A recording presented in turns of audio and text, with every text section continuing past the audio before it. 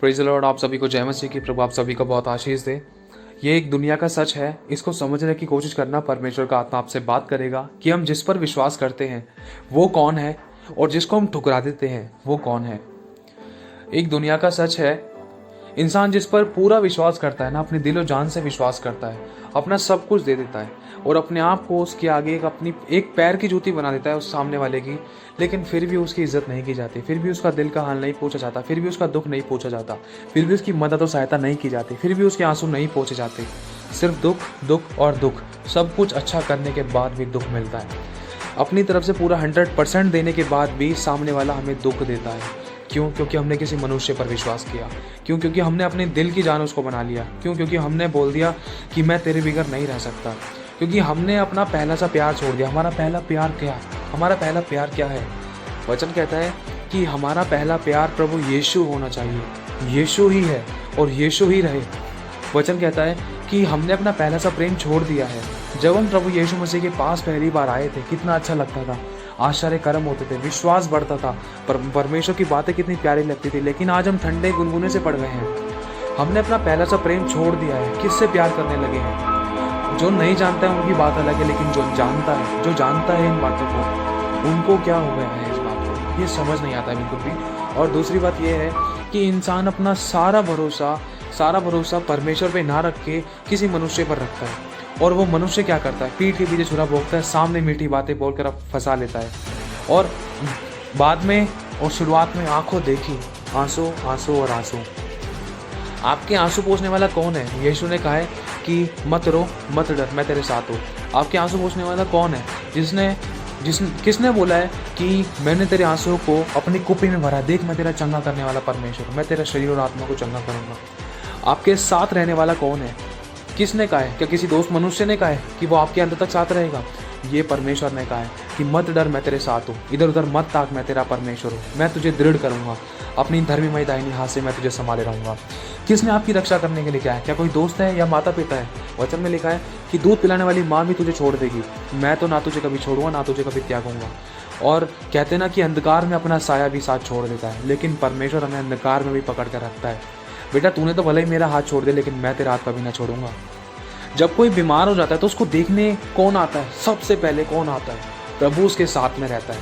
क्योंकि मैंने कहा है कि बेटा मेरे मार खाने से तू चंगा हो गया है। प्रभु उसके साथ रहता है। प्रभु कहता है कि देख बेटा तू मुझ पर विश्वास कर, तेरे पास कोई नहीं आया, तू दूसरों की ओर मत ताक। डॉक्टर भी बोल देगा ना तब भी तू मेरे पास ही आएगा, इसलिए तू पहले मेरी तरफ आ। देख मैं तेरे साथ में हूँ। तू देख क्यों नहीं पा रहा है?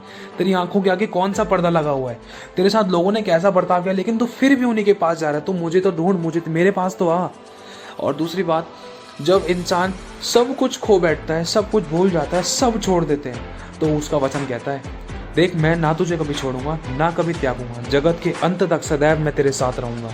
अगर वो साथ नहीं ना तो बाइबल झूठी पड़ जाएगी, वो सच्चा परमेश्वर नहीं है।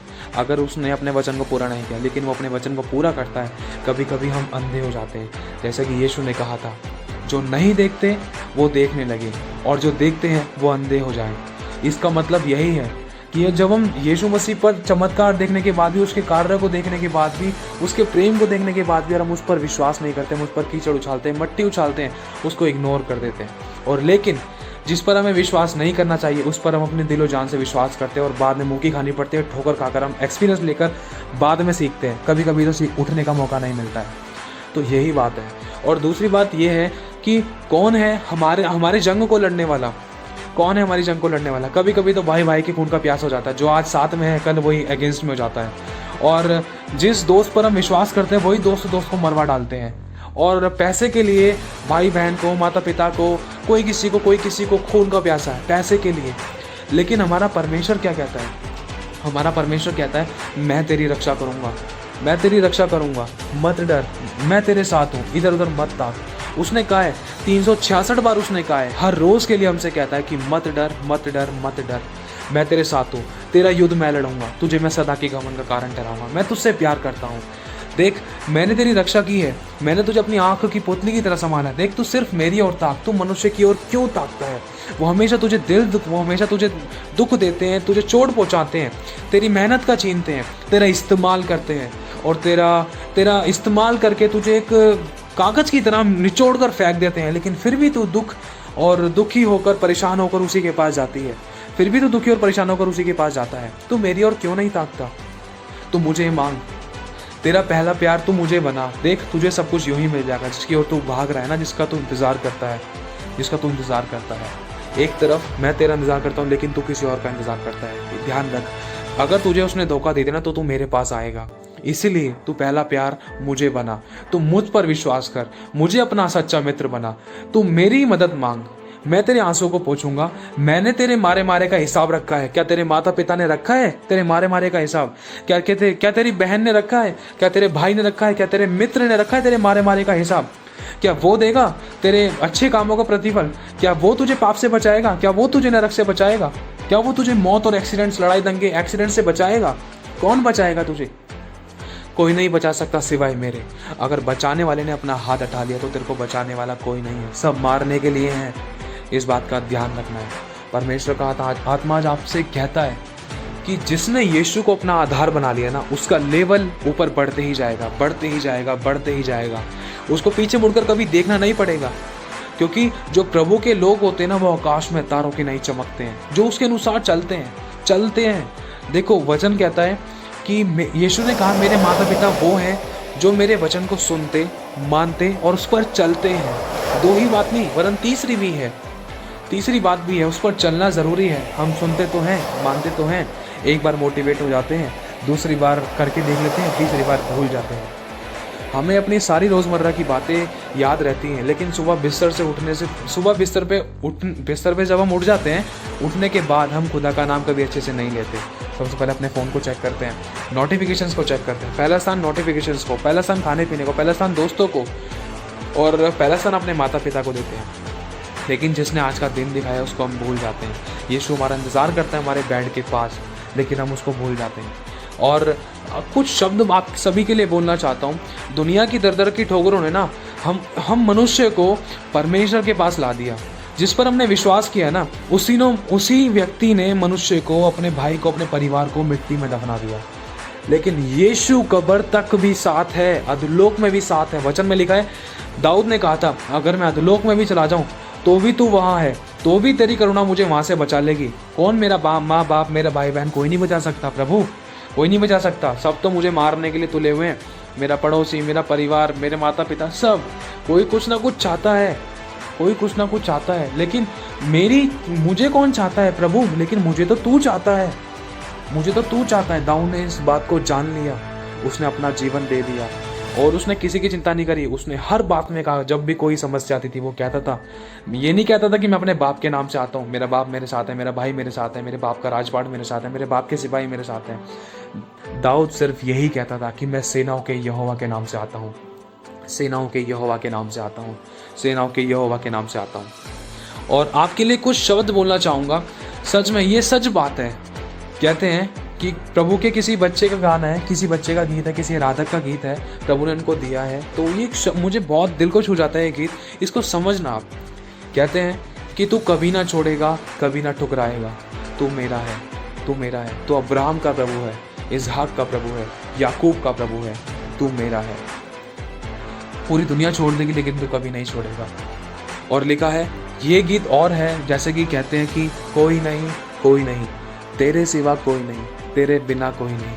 पापों में था पड़ा, कष्टों ने था जकड़ा, सब ने था छोड़ दिया, जब तूने थाम लिया।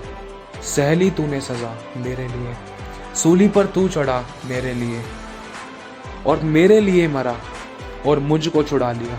करता हूँ मैं तेरा शुक्रिया, शुक्रिया, शुक्रिया। बचाने वाला, रक्षा करने वाला, प्यार करने वाला, संभालने वाला और ब्लेस करने वाला, हमें हर दुख, हर समस्या, परेशानी में हमारे हाथ को पकड़ कर रखने वाला और कहने वाला कि मत डर, मैं तेरे साथ हूँ। सिवाय परमेश्वर प्रभु यीशु मसीह के कोई दूसरा नाम नहीं है, ना तो इस धरती पर, ना इस धरती के नीचे, ना इस आकाश पर, ना आकाश के ऊपर। सिर्फ परमेश्वर प्रभु यीशु मसीह ही है। प्रभु आपको आशीष दे, परमेश्वर आपके मन की आंखें ज्योतिर्मय करे। आप अपना पहला स्थान परमेश्वर को दो।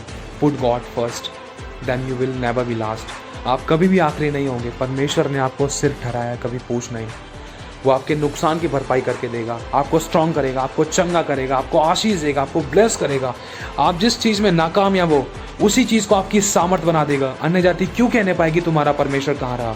सदा के घमंड का कारण ठहराएगा, आपकी सभी जरूरतों को पूरा करेगा। स्वर्ग और पृथ्वी का अधिकार उसने आपको दिया है, स्वर्ग और लोक की कुंजी उसने आपको दी है, चंगा करने का वरदान उसने आपको दिया है, और उसने हर प्रकार की आशीषें, शारीरिक और आत्मिक, आर्थिक, संसारिक आशीषें उसने आपको दी है। और उसने अपना हमें बेटा बनाया है, उसने हमें अपना फरसा बनाया है, और उसने हमें अधिकार दिया है स्वर्गीय स्थानों पर। उसने हमें अधिकार दिया है स्वर्गीय स्थानों पर, हमें अधिकार दिया है, स्वर्गीय स्थानों की कुंजियां दी हैं। उसने हमें वो सब कुछ दे दिया। लिखा है कि परमेश्वर ने हमारे पैरों तले सब कुछ कर दिया। परमेश्वर ने अपने हाथों के कार्य पर प्रभुता दी है। लेकिन एक तरफ लिखा है कि परमेश्वर मुझे बनाकर, हम सबको बनाकर, मनुष्य को बनाकर पछताया। और वचन में क्या आता है, एक तरफ पिता रोया पुराने नियम में, और नए नियम में लिखा है कि यीशु रोया। क्यों रोया? क्योंकि इंसान जिस पर विश्वास करता है ना, वो उसको कुछ नहीं दे सकता। वो मनुष्य है, मनुष्य पर विश्वास करता है, जिससे उसको कुछ नहीं मिल सकता। ना ही मनुष्य उद्धार कर सकता, ना ही चंगा कर सकता, ना ही आशीष दे सकता, ना ही नरक से बचा सकता। दाऊद ने कहा था, पिता अगर मैं अधोलोक में चला जाऊं तो क्या मेरी मिट्टी तेरा धन्यवाद कर पाएगी? मैं धन्यवाद करता हूं कि तूने मुझे आज जीवित रखा। क्योंकि लिखा है सर्वशक्तिमान का सांस हमारे अंदर फूंका गया है। बहुत से ऐसे थे जो आज का दिन नहीं देख पाए थे, लेकिन खुदा उनके न्याय के समय सुन भी ले। प्रभु आशीष दे आपको। बस पहला स्थान परमेश्वर को दो, विश्वास परमेश्वर पे रखो, और स्थिर परमेश्वर के वचन पे रहो। अगुवाई परमेश्वर की आत्मा की मांगो, और सुरक्षा परमेश्वर की मांगो। और पहला स्थान परमेश्वर को देकर पहला प्यार परमेश्वर से करो। वो आपको कभी धोखा नहीं देगा। भले ही आपको आपकी गर्लफ्रेंड, आपके बॉयफ्रेंड, आपके माता पिता, आपकी बहन, आपका भाई, आपका दोस्त धोखा दे देगा, लेकिन खुद आपको धोखा नहीं देगा। ठोकर खाने से पहले समझ जाएंगे तो हमारे लिए बेस्ट है, क्योंकि बहुतों को ठोकर खाने के बाद मौका नहीं मिलता। खुदा अनुग्रह दे कि कभी किसी के साथ गलत ना हो। पहला स्थान परमेश्वर को देना ज़रूरी है। पहलौता यहोवा ही का है। यहोवा आपके साथ रहे, परमेश्वर का आत्मा आपकी मदद करे। आप सभी को जय मसीह की सारी महिमा प्रभु को मिले।